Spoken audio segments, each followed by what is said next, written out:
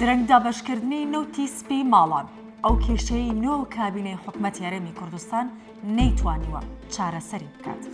سەرەڕای پاڵپشتی حکومەت بۆ دابەشکردنی نەوتی سپی هێشتا هاوڵاتیان لە نرخەکەی رازی نین و دەڵێن جیاوازێکی ئەوتۆی لەگەڵ نرخی نەوتی بازرگانی نییە.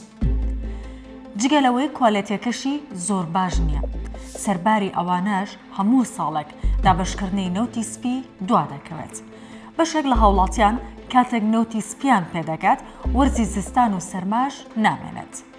بەپێی بڵاوکراوەیەکی وەزارەتی سامانە سروشتەکان خەریکە پێدەنێنە وەرزی زستانەوە هێشتا زیاتر لە 488,000 خێزان نەوتی سپیان وەرنەگرتووە کە بە نزیکەی دەگاتە نیوەی دانیشتوانی هەرێمی کوردستان.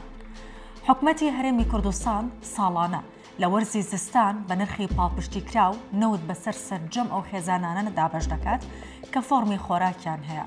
هەر خێزانێک 200 لیتر نەوتی بە 104,000 دینار پێدەدرێت. ئەمە لە کاتێکدایە هەرێمی کوردستان بە سامانی سروشتی بە تایبەت نەوت دەوڵەمەندە و ڕۆژانە سەدان هەزار بەرمیل نەوتی خاو بەرهەم دەهێنێت.